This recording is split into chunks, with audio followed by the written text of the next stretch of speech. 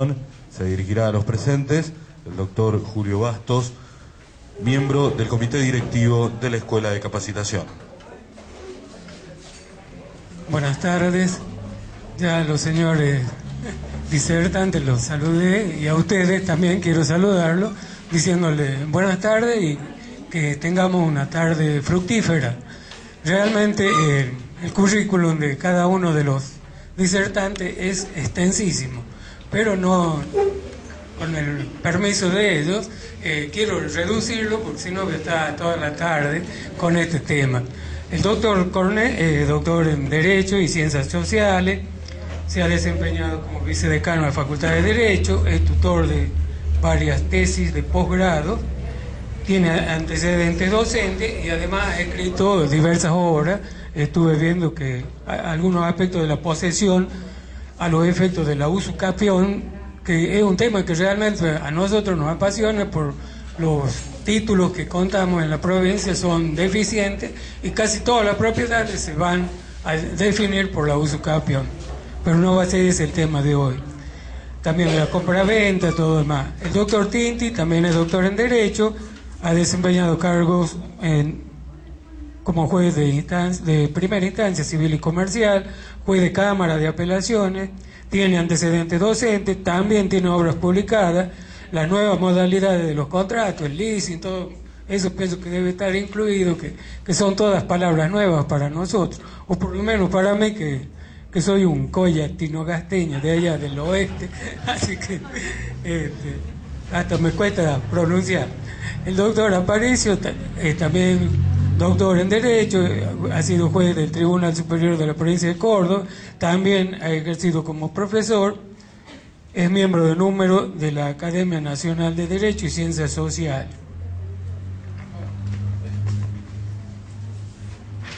Ya los nervios me están traicionando.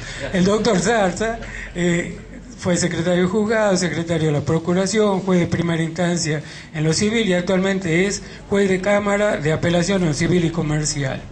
Tiene antecedentes docentes y bueno, lo que esperamos es que ellos nos enseñen lo que no sabemos o lo que queremos saber respecto de los contratos, que bajo la vieja fórmula de que es ley para las partes.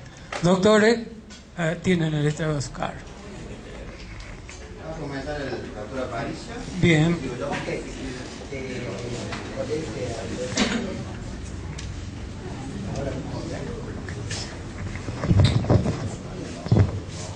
Sí. Bueno, el tema sobre el cual va a versar la exposición de esta tarde se vincula con ese proyecto de nuevo Código Civil que se está tratando el Congreso de la Nación. Nosotros hemos estado estudiando, hemos hecho lo que corresponde hacer en este caso, hemos estado analizando ese proyecto, yo lo he estado analizando en el seno de la Academia Nacional de Derecho de Córdoba, en el Instituto de Facultades en los cuales estamos también integrando, y hemos formado comisiones, hemos comenzado a analizar cada uno de sus aspectos de este proceso de recodificación que se está viviendo en el país, que se ha apartado de los precedentes que han sido observados, en los países de mayor cultura jurídica, ¿no es cierto? Yo creo que el propio proyecto se expresa que es un proyecto ampliamente participativo, lo cual es discutible, porque el sistema de la confección de este proyecto fue: primero, se requirió opiniones a diversos juristas que se mencionan sobre puntos concretos. Una vez que dieron su opinión, que fue seguida o no, cuando se elaboró algo que tiene una unidad sistemática, en cambio someterlo a la discusión que siempre es enriquecedora de los diversos sectores vinculados con el quehacer jurídico, como pueden ser no solamente los académicos, sino también los que están vinculados con la práctica efectiva del derecho, como ustedes, los jueces, los colegios de abogados, etcétera. Esto se envió directamente al Congreso. El Congreso empezó a requerir opiniones, algunos hemos hablado, hemos tenido un número determinado de hojas de A4 para formular una opinión y después posteriormente 10 minutos para manifestarnos ante algunas comisiones que se habían formado y que escuchaban. Vale decir, cuando se inicia una cosa tan grave como un proceso de recodificación, lo que se siguen son metas y a ellas se ajustan los tiempos. Nosotros hemos invertido las cosas, hemos puesto tiempos y a ellos se tendrán que ajustar las metas. Ustedes imagínense la fractura que significa una sociedad, el cambio de un código por otro. Van a ser ustedes los que en un día próximo, probablemente, no sabemos por qué este proceso de codificación, qué curso va a seguir, se van a encontrar con un nuevo código. Y en los países en que se ha modificado hay un proceso de difusión previo, que va preparando a la gente para evitar las consecuencias de esa fractura. Como ustedes van a ver ahora, hay varios puntos discutibles en este estudio, en esta crítica que nosotros hacemos. No tenemos un propósito destructivo ni de obstrucción, sino simplemente estamos preocupados porque este código está a la altura del prestigio indudable de nuestra cultura jurídica. Ustedes piensen que cuando se cambia un código, bibliotecas enteras quedan inutilizadas, que son la expresión del pensamiento, del trabajo de muchos años, ¿no es cierto? Y se van a dar cuenta precisamente de que la importancia que tiene este proceso, que yo creo que recién se comienza a advertir. Los propios colegios de abogados se sorprenden un poco porque cuando hay un proyecto y todavía no está aprobado, no lo comienza a ver, nadie lo comienza a examinar, y cuando lo comienza a examinar hay cambios, muchos cambios que son objetables, discutibles. Nosotros discutimos las cosas, no somos dueños de la razón nadie, pero este proyecto de código en manera integral no ha sido objeto del debate que se merecía en la sociedad argentina. Está bien que dentro de nuestro sistema constitucional el Congreso dicta las leyes, pero en todos los países esta obra de la recodificación, primero se le brinda al Congreso un proyecto que cuente con aquiescencia de todos estos sectores del quehacer jurídico y después, por supuesto, en ejercicio de sus potestades constitucionales, el Congreso en definitiva introduce algunas modificaciones o las que crea necesarias y se sanciona, que siempre son menores, ¿no es cierto? Ahora va a tener que las comisiones del Congreso encargarse de rectificar, creemos, errores, objeciones que se están formulando al articulado. Yo me voy a referir en concreto al área contractual, a la parte general del contrato. Unificado el derecho civil con el derecho comercial, ustedes tienen que pensar que este es el centro nervioso, la parte general del contrato, de todo el derecho patrimonial. Así que tiene una importancia indudable el tratamiento de estos aspectos vinculados con el contrato en general. Yo les voy a dar un ejemplo de lo que les estoy diciendo. En el seno de la Academia Nacional de Derecho, con especialistas en el tema o con gente que está enseñando, impartiendo estas materias en el ámbito universitario, yo quiero decir que me faltaba un título acá que para mí es importante, que yo soy un activo abogado en ejercicio de la profesión. Vale decir, tengo un contacto diario, efectivo con la realidad y me ufano de ello, ¿no es cierto? Vale decir, me siento como un colega entre ustedes. No estoy dispuesto a dar cátedra, sino tengo conciencia de la importancia que adquieren todos estos principios, todos estos desarrollos teóricos cuando uno los aplica y los lleva a cabo en la realidad. Entonces, van a encontrar ustedes que hay algunos puntos que debieron haber sido objetos de un más intenso debate y examen.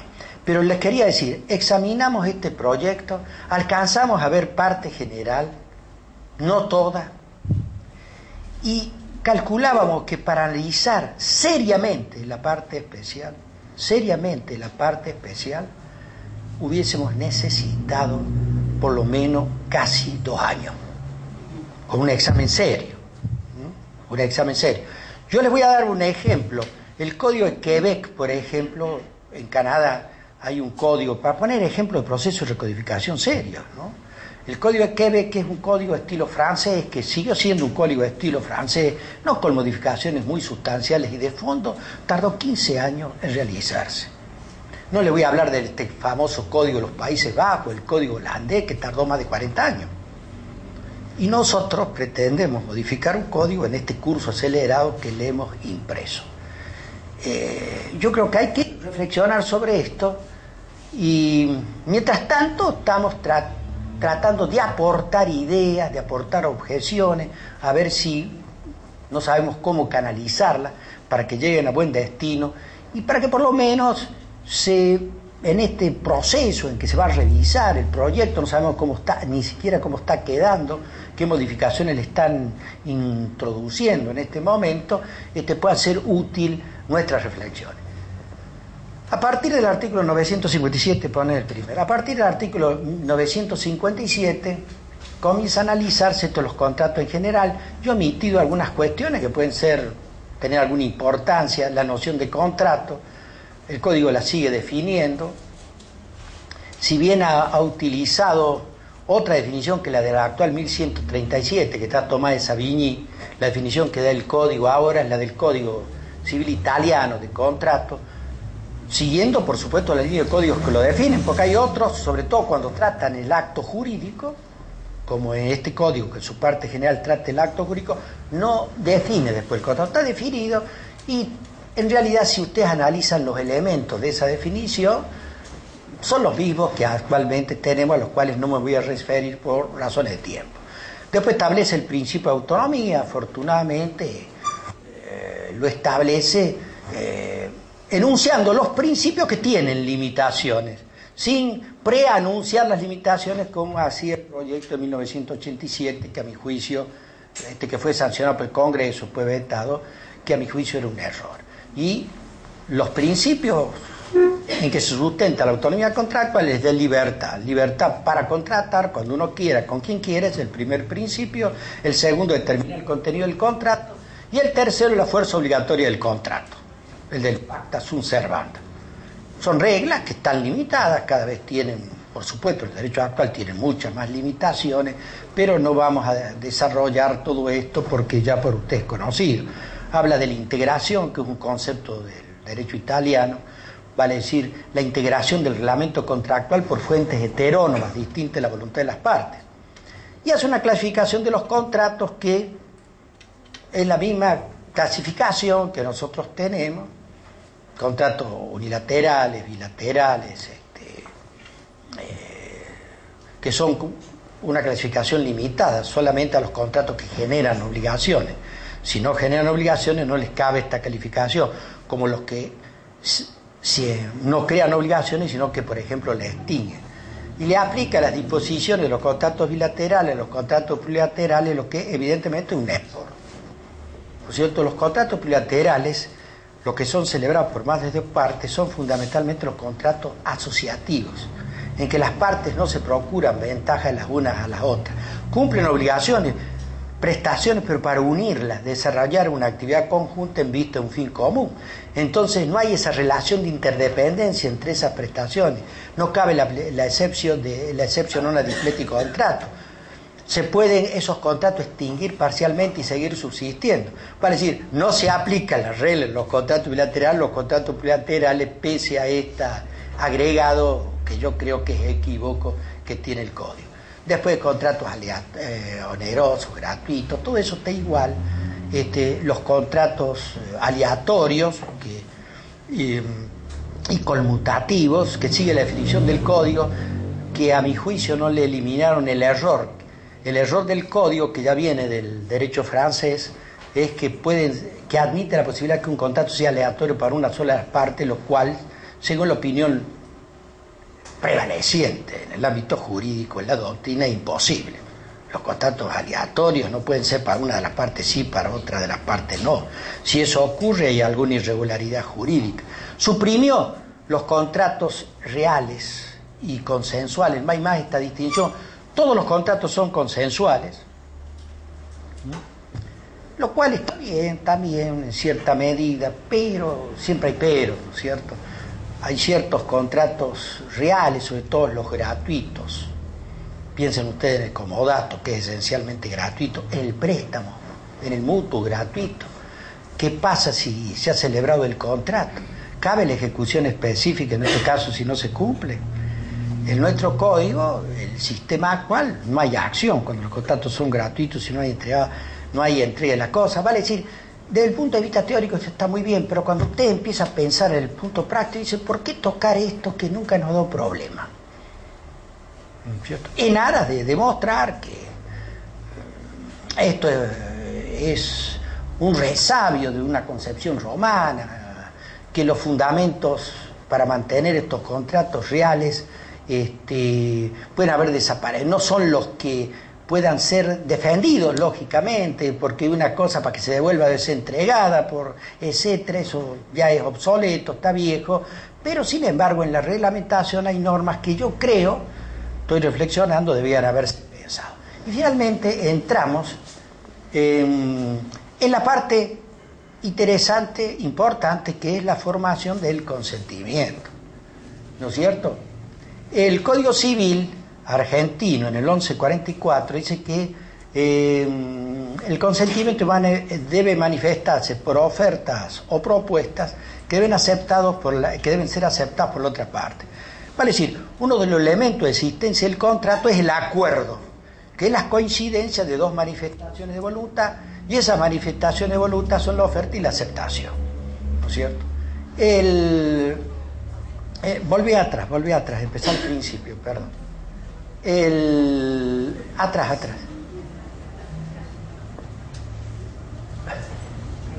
Ahí, con el primer artículo.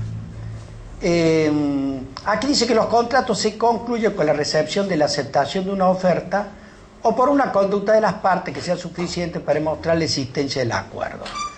Esto está sacado de los principios de los contratos comerciales en UNIDROIT. A mi juicio, es una mención desubicada que no traduce la verdadera idea. Para que exista contrato debe haber un acuerdo, la coincidencia de dos manifestaciones de voluntad sobre una reglamentación que las partes dictan. El contrato tiene un contenido progresivo, siempre preceptivo, para arreglar relaciones jurídicas, patrimoniales que vinculan los intereses de las partes. ¿No es cierto? Siempre es necesario el acuerdo. Si no se puede probar el acuerdo, a veces se puede acreditar la existencia del acuerdo, otra vez se puede probarse por distintos medios, entre ellos la conducta de las partes, pero esto no debe estar en este enunciado general, sino debe después aparecer cuando uno trata la prueba del contrato, porque la prueba de la existencia del acuerdo es probar la existencia del contrato. ¿Sí? La oferta tiene los requisitos que tiene en el 1148 el Código Civil. Esto no ha variado, han variado sí algunas expresiones. Estos requisitos son la autosuficiencia. Vale decir, para que exista una oferta, es menester que baste que la otra parte diga sí para que el contrato quede perfeccionado. Entonces, en virtud de esta autosuficiencia, dice que la oferta debe tener las precisiones necesarias para establecer los efectos que debe producir de ser aceptada. En realidad esta frase tan alimbicada no dice lo que debería decir, lo que es simple, lo que decimos todos.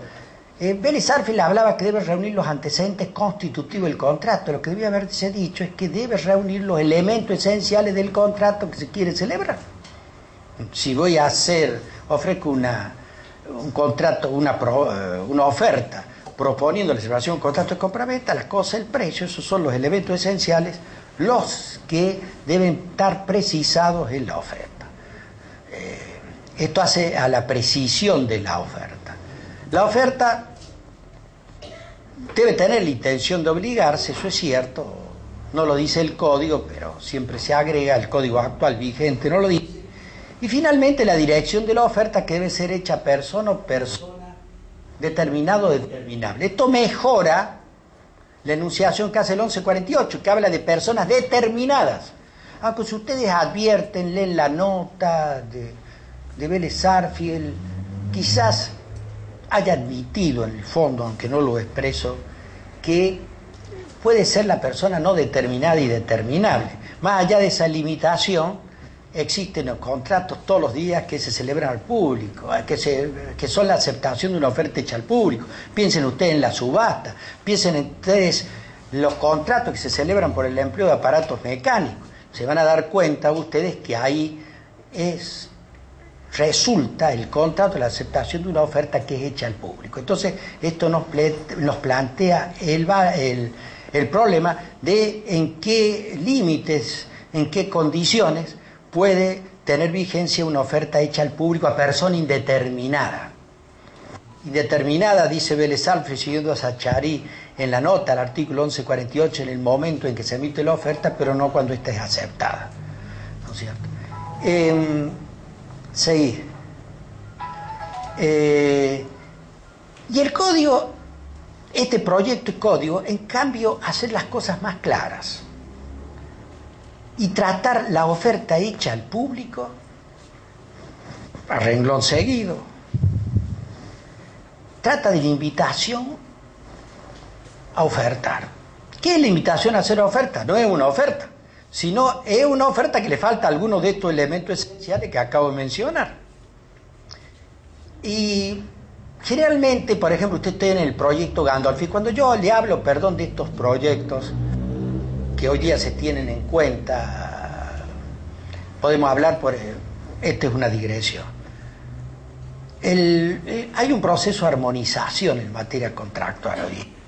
Es la materia que se presta más a la armonización, porque acá están comprometidos intereses económicos. Y la economía está planificada hoy día a nivel planetario, ¿no es cierto? Para si querramos o no querramos, se van armonizando distintos sistemas jurídicos y entonces hay expresiones estas que deben tenerse en cuenta en un proceso de codificación donde se ha realizado una armonización que está siendo seguida por todos los nuevos códigos que se dictan. Por ejemplo, en materia de formación del contrato tenemos la Convención de Viena del año 1980 que hizo la Organización de las Naciones Unidas sobre los contratos de compra-venta de mercaderías.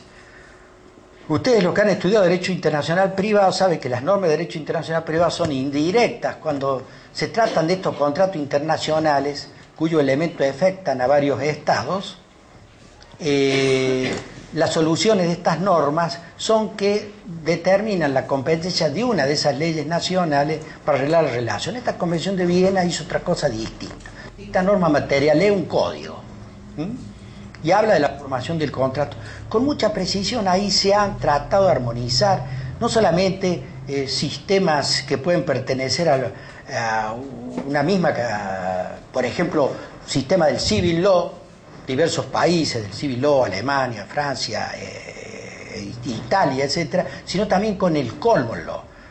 Y se han tratado de armonizar todas esas disposiciones. Esto sirvió para otros proyectos, estos proyectos del UNIDROIT. El UNIDROIT es un instituto para la unificación del derecho privado, creado en el año 1924, un instituto intergubernamental que tiene la sede en Roma, que elaboró estos principios de los contratos comerciales internacionales, que también es una tarea ponderable de armonización.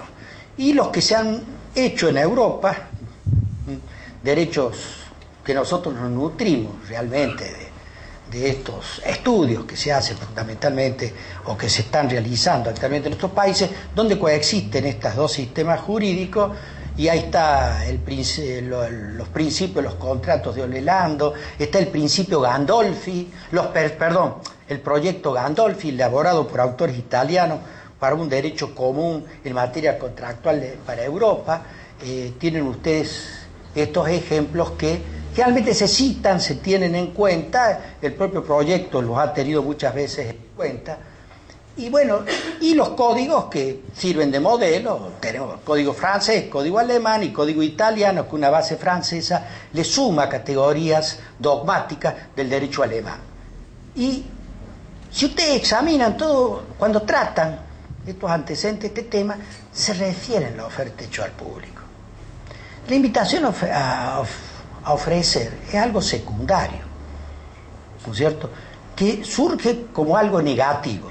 Una oferta que no tenga los requisitos que debe tener la oferta es una invitación a ofrecer. Pero tratan positivamente la oferta hecha al público.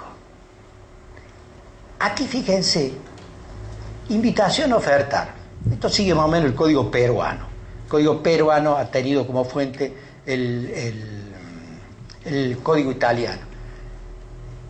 Está lo secundario primero y hay perdido lo esencial. La oferta dirigida a persona indeterminada es considerada como invitación para que hagan oferta, excepto que de sus términos, de las circunstancias de su emisión, resulte la intención de contratar del oferente. En este caso se entiende emitida por el tiempo en las condiciones admitidas por los usos. Vale decir, trata primero lo accesorio y ahí metido, escondido, lo esencial. Lo esencial es referirse a la oferta hecha al público. Seguí. Por ejemplo, ahí tienen ustedes el proyecto Gandolfi. Dice, una oferta que le faltan estos elementos, una invitación a ofrecer, seguir. Y después la definición de oferta hecha al público. Mire qué simple que es, ¿no? Simple. Tenían el Código Civil italiano, el artículo 1336, pues están navegando en estas aguas el proyecto. No porque yo quiero que sigan el proyecto italiano. Yo me doy cuenta que es lo que están siguiendo, lo están siguiendo mal. Están tomando esto del proyecto Gandolfi, la invitación a ofrecer, lo del código peruano, que tiene algunas objeciones uno que formularle, y ya no omiten lo esencial. Miren ustedes, esta fórmula debe haber venido a la oferta al público cuando tiene los elementos esenciales del contrato, no solamente la intención de obligarse, sino los elementos esenciales del contrato que se quiere celebrar, vale como oferta, salvo que resulte lo contrario las circunstancias de los usos. Se han olvidado también que dentro de nuestro derecho está definida la oferta pública, hecha al público, en la Ley de Defensa del Consumidor, en el artículo 7, con una definición que también merece diversos reparos. Vale decir, hacer un código es difícil porque hay que armonizar toda la legislación vigente, ¿no es cierto? Sí. Fuerza obligatoria de la oferta. Bueno, ¿cuál es el sistema de la oferta en el derecho argentino? Hago una oferta y entonces me pregunto, una vez que he hecho la oferta, ¿qué pasa? ¿Puedo retractar la oferta mientras no la acepte la otra parte? Vale decir, la oferta es una manifestación de voluntad que yo propongo la celebración del contrato, de un determinado contrato con los elementos esenciales de ese contrato. Emitida en condiciones, la otra parte dice sí, el contrato se perfecciona. Cuando la otra parte no lo ha aceptado, ¿puedo, por una manifestación de voluntad contraria, retractarme de esa oferta? El sistema del Código Civil argentino es que sí. Las ofertas pueden ser retractadas mientras no hayan sido aceptadas. Ahora cambia radicalmente el sistema. Salvo la oferta irrevocable, que está en la segunda parte, ¿no es cierto?, del código, la oferta irrevocable. Pero el principio es que puedo retractarme de la oferta, revocar esa oferta. Esa es la regla. Ahora la regla cambia. Se sigue el sistema del Código Civil alemán, que le asigna fuerza obligatoria a la oferta dentro del proyecto. Es decir, yo hago una oferta y estoy comprometido a mantenerme en esa oferta durante un cierto tiempo, por el solo hecho de emitirla. No puedo retractarla. Y si durante el tiempo de vigencia de la oferta se produce la aceptación, entonces, ¿qué ocurre? El contrato se perfecciona, pese a que yo la quiera retractar. Ese es el sistema del Código Civil alemán. Ahora bien, para aclarar toda esta situación, ustedes tienen que ver que este problema se presenta en los contratos denominados entre ausentes. Para hacerlo más simple, contratos entre ausentes son aquellos en que entre la oferta y la aceptación debe mediar un intervalo de tiempo. La oferta siempre tiene un lapso de duración. ¿Cuál es este tiempo en que debe durar? Si no, primero el que le fije el oferente, que no está dicho aquí, esto debía haber sido dicho. En segundo lugar, el tiempo razonable, ¿no es cierto?, en el cual es dable esperar la recepción de la respuesta en circunstancias normales o por los medios usuales de comunicación, como dice el proyecto. Eso es circunstancias normales, dice el Código Civil alemán, y la fórmula del proyecto es otra que, en definitiva, con otra expresión, es la misma. Es decir, cambia el sistema. El sistema que está establecido ahora, y estos plazos de vigencia de la oferta comienzan a correr desde la fecha de su recepción, dice. Entonces, yo tengo que ver dos cosas aquí. Primero, que la fuerza obligatoria de la oferta, según el proyecto, dice, según el proyecto, esta fuerza obligatoria de la oferta que le he emitido, me obliga no solamente al oferente, sino a los herederos de él. Dice, el proyecto es Código Civil. Como ustedes advierten, el oferente, y en su caso los herederos, están obligados a mantener la oferta durante el tiempo de su vigencia, a menos que siendo revocable la retracte. Vale, decir, es revocable, yo puedo despojar oferente de esa fuerza vinculante. Puede decir, vea, le hago esta oferta, pero no tiene fuerza vinculante. Puedo retractarla mientras usted no la acepte. Pero la regla es que tiene fuerza vinculante. Ahora, acá nos tropezamos con otro instituto en materia de oferta, que es la caducidad de la oferta. Dentro del sistema tradicional, la oferta caduca, vale, si se extingue, aunque no haya sido retractado, cuando el oferente fallece o se vuelve incapaz, según el Código Civil argentino actualmente en vigencia, antes que el oferente conozca la aceptación, o antes que el destinatario la haya aceptado. Vale decir, el derecho a aceptar no pasa a los herederos en este último caso, pero si yo he hecho una oferta, pero si alguien hace una oferta, no voy a poner yo porque no quiero fallecer, y fallece, ¿no es cierto?, se torna incapaz, menos quiero tornarme incapaz, entonces, antes de recibir la aceptación, o antes de tener conocimiento de la aceptación, estoy dentro del código, caduca la oferta, se terminó, se extingue. El proyecto de 1998, que ha sido seguido por esta apresurada redacción de este proyecto, ha simplificado su tarea siguiéndolo en casi todos sus puntos con algunas modificaciones. Lamentablemente cuando lo modifican lo empeora, porque yo era un proyecto que merecía muchas objeciones.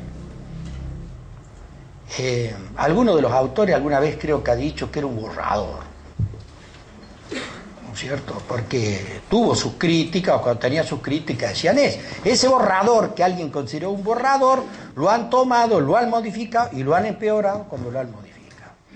En el proyecto de 1998 decía que seguía el sistema del Código Civil alemán también, porque si bien es cierto que la oferta caduca en nuestro Código Civil siguiendo el sistema tradicional, en el sistema alemán no caduca, salvo casos excepcionales porque el oferente fallezca o se vuelva incapaz con posterioridad a su emisión de la oferta mientras dure este plazo de duración de la oferta, ¿no es cierto? Y el proyecto del 98 siguió este sistema rajatabla, porque incluso tampoco la oferta caducaba cuando fallecía el destinatario de la aceptación, los herederos podían aceptarla.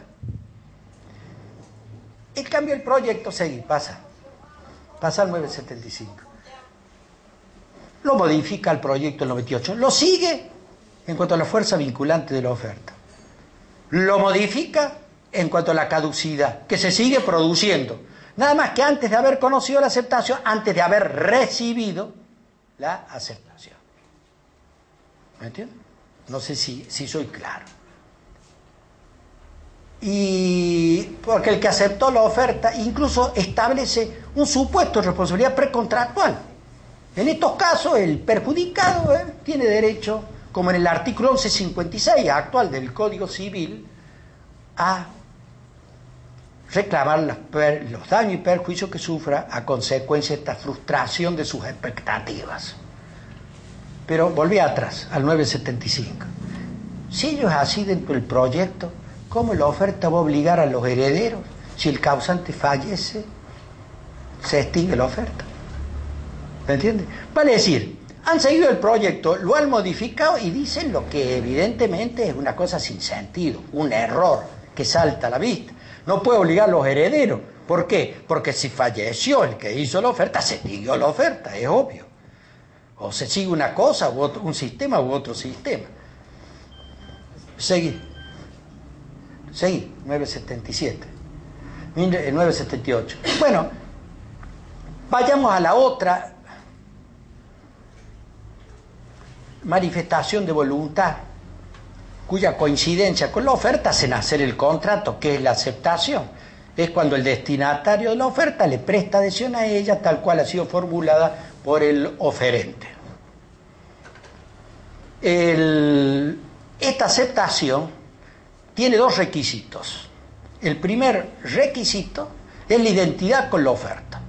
Vale decir, para que el contrato nazca, la oferta debe ser aceptada tal cual ha sido emitida.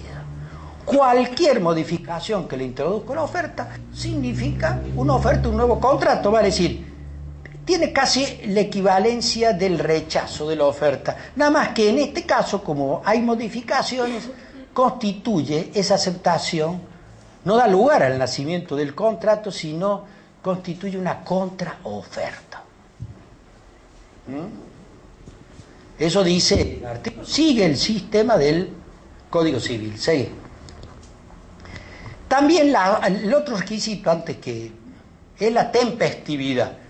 Para que la aceptación perfeccione el contrato, es menester que sea recibida por el oferente, la aceptación, es que sea recibida mientras dura la oferta, vale decir, durante el plazo de vigencia de la oferta, que siempre tiene un plazo, el que le fijó el oferente, o ese plazo de duración razonable, conforme los parámetros que fija el proyecto.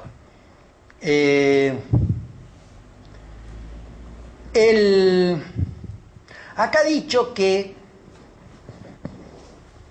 todos los códigos, en este caso, respecto de la tempestividad de la oferta, diciendo que la oferta tardía puede ser declarada, sin embargo, eficaz por el oferente si comunica, eso lo dice el Código Civil italiano, sin demora comunica su voluntad en tal sentido. Vale, si me llegó tarde la oferta, ya la aceptación, ya caducó la oferta, pero sin embargo yo la puedo declarar eficaz y yo digo, vea, acepto, la declaro eficaz, esa oferta tardía, se lo estoy comunicando de inmediato a usted, ¿no es cierto? Es lo que dice el artículo 1326 del Código Civil italiano. Seguí. Sin embargo, acá se han confundido. Lo que dice el proyecto es que cuando hay una modificación que se introduzca a la oferta, que eso equivale a una contraoferta, el oferente, que ya se convierte en destinatario de esa nueva oferta, puede aceptarla si lo comunica de inmediato a la otra parte. Porque va a tener que comunicarla de inmediato, tiene que seguir la regla de la oferta porque es una oferta. Vale decir, la regla sola debería aplicarse, como todos los precedentes que he tenido en cuenta, a la aceptación tardía y no al supuesto de modificaciones que se hagan a la oferta, que es una contraoferta. Seguí. Siguiendo en el tren de equívocos del proyecto del 98 y este proyecto, está esto de las aceptaciones parciales donde se le han quemado los libros a los autores del proyecto. ¿Por qué se le han quemado los libros? Ellos cuentan con los precedentes que les estoy mencionando, están trabajando en base a estos precedentes. Nadie innova. Cuando hace un código nadie innova. La técnica de hacer un código como la gente significa respetar la tradición jurídica, lo que está bien, no tocarlo, ¿para qué tocar lo que está bien, lo que nadie discute? Y simplemente las innovaciones que se van haciendo es para actualizarlo siguiendo precedentes de valía en el derecho comparado. Y esto de los acuerdos parciales se le ha hecho una gigantesca confusión, realmente impropia de un proyecto hecho en serio. ¿Y cuál es esta confusión? Acá hay dos problemas que han confundido uno con otro. En primer lugar, esto viene de la Convención de Viena de 1980. La Convención, nosotros hemos dicho que cualquier modificación que se introduzca a la oferta equivale a la oferta de un nuevo contrato. 1152, que es el sistema que aparentemente ha seguido el proyecto. Pero en esta Convención de Viena de 1980, que está seguida por todos los otros antecedentes que yo le mencioné, aunque yo no coincidía con ella, porque esta fue objeto de una gran discusión en el seno del UNCITRAL, que es el organismo de las Naciones Unidas donde se trató este proyecto. Se dice, hay que ver sobre qué versan estas modificaciones. Una respuesta que equivalga a una aceptación, que diverja, que tenga agregados, diferencias, la oferta, pero que no alteren sustancialmente los elementos, los elementos sustanciales de la oferta, vale como aceptación, salvo que el oferente sin demora manifieste que objeta la discrepancia. Vale decir, me está diciendo, cuando yo lo que es aspectos que no son sustanciales, no son muy importantes de la oferta, cuando le he aceptado, lo he modificado, esto puede valer como aceptación, salvo que el oferente diga, no, yo no le acepto a usted la discrepancia, la objeto. Este es el primer tema, que fue muy discutido en el seno de la UNCITRAL. No vamos a entrar en eso porque no tenemos tiempo. Y dijeron, incluso hay una segunda parte del artículo 19, que es de la Convención de Viena de 1980, donde se dice, estos son aspectos sustanciales de la oferta, y menciona casi todos, queda un resquicio muy limitado para alteraciones que no afecten los elementos sustanciales de la oferta. Esa es una, que los autores del proyecto han confundido. La segunda, el segundo problema, se vincula con algo distinto enteramente, que es la formación progresiva del contrato.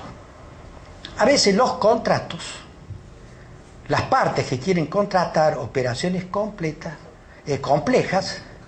se ponen en contacto, entonces dicen, podemos celebrar este contrato.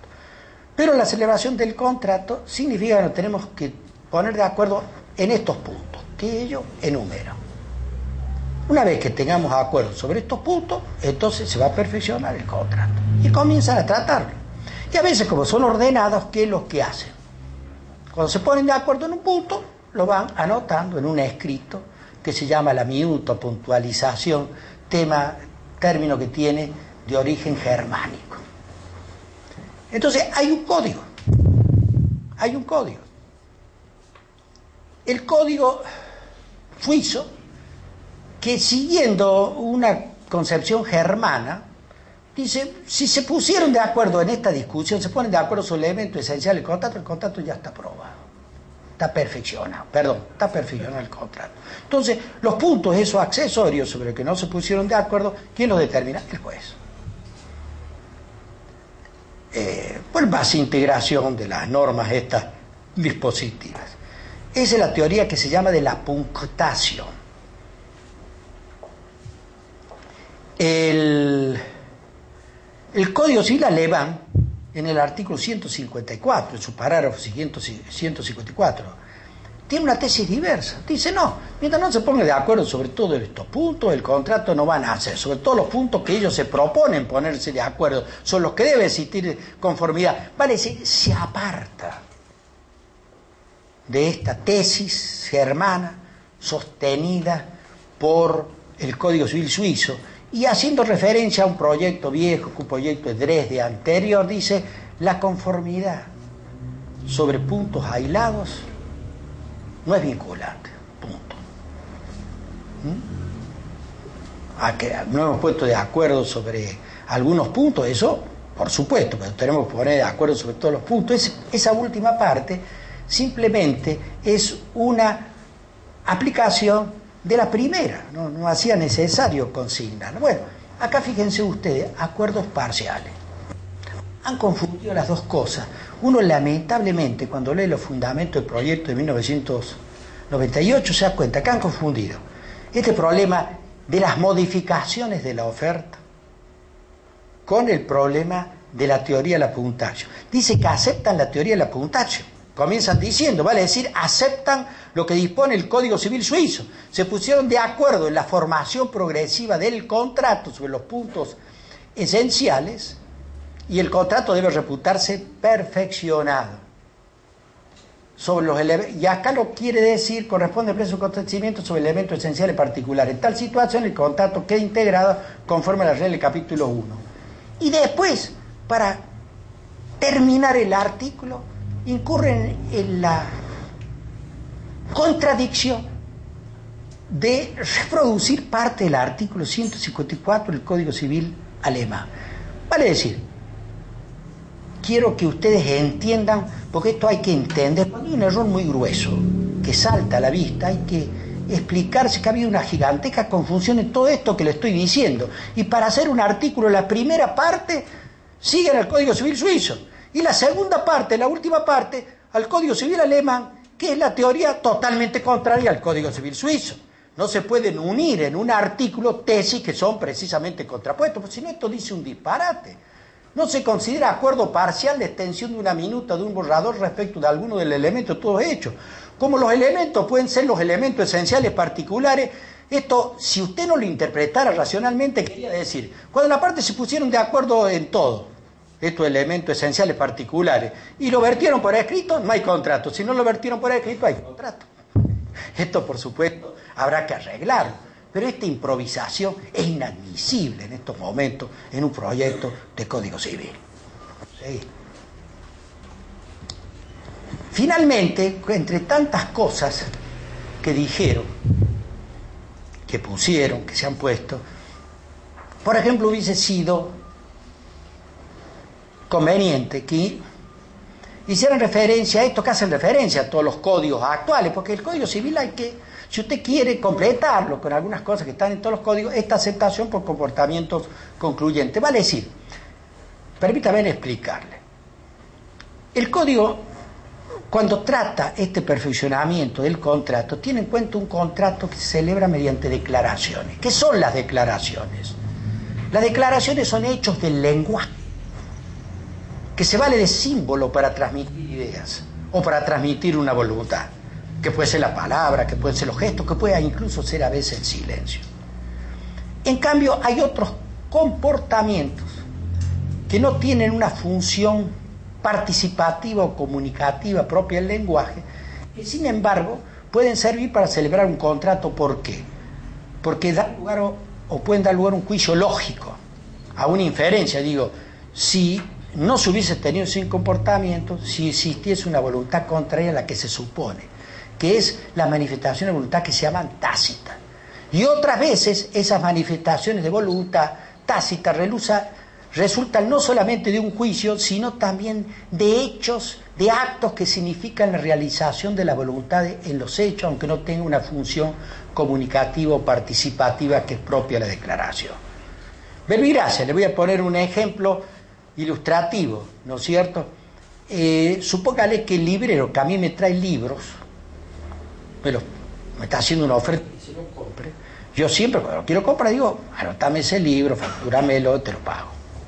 ¿No es cierto? Supóngale que yo recibo un libro y a ese libro le hago anotaciones, lo subrayo, me apropio de ese objeto. ¿No? Acá ustedes razonablemente dicen este contrato se ha perfeccionado. No hubo una declaración, no le he dicho, no le hablé, factúrame este libro, pero me apropié del libro a través de ese acto. Ese es un comportamiento concluyente que sirve para constituir el contrato y que en otra escala se da también cuando, por ejemplo, porque así lo dice el oferente, por las relaciones que tengan entre las partes, porque así lo diga la ley, por los usos. Una de las partes propone la celebración del contrato y la otra le dice que puede aceptarla mediante el cumplimiento de la prestación. Y entonces aquí ya salimos del ámbito de estas declaraciones, que son los vehículos para formar este consentimiento, y entramos que puede ser esta aceptación dada por estos comportamientos concluyentes, que es lo que tratan todos los códigos y que es lo que debió haberse incorporado quizás para actualizar razonablemente al Código Civil. Ahora, yo les voy a decir otra cosa, y eso se los digo como abogado. Cuando se discutía el proyecto de 1998, uno de los argumentos que se daban para modificar esta parte de la formación del consentimiento, ¿cuánto llevo?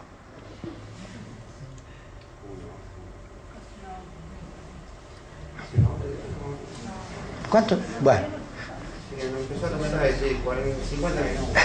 Una de las... Se decía que este capítulo relativo a la formación de los contratos estaba un tanto obsoleto, que no coincidía las ideas predominantes que estaban volcadas en la Convención de Viena de 1980 de compraventa internacional de mercadería, que tiene una reglamentación sobre el proceso de formación del contrato. ¿A usted le parecerá esto muy lejano? Pero la Argentina lo ha ratificado, la ha aprobado por la ley 22.765 y es ley entre nosotros para aplicarla a estos contratos internacionales dentro del ámbito que tiene la convención, que es muy prestigiosa, es un éxito realmente rotundo, que ha servido de base para todo este proceso de proyectos, etcétera, a los cuales yo acabo de hacer referencia. Y decían que no seguía esas pautas. Entonces, uno piensa, el proyecto va a seguir las pautas. Es que el proyecto tampoco siguió las pautas, ¿no es cierto?, de la Convención de Viena de 1980. Porque el Código Civil sí hay que hacerle retoques. Cuando habla del contrato, y permítame explicarle esto para ser claro, prefiero hablar un poco más de esto, y es muy amplio lo que tengo, por supuesto voy a omitir hasta llegar a una hora prudente, que ya se me está venciendo, pero el Código Civil, por ejemplo, cuando prevé este contrato celebrado por medio de declaraciones, que son ya hechos de lenguaje, yo me valgo de medios por el cual estoy comunicando a otro esa voluntad, está utilizando lo que se llama estas declaraciones de voluntad recepticia. Vale decir, esas que tienen por destino comunicar a otro la voluntad. Y entonces, ¿qué ocurre?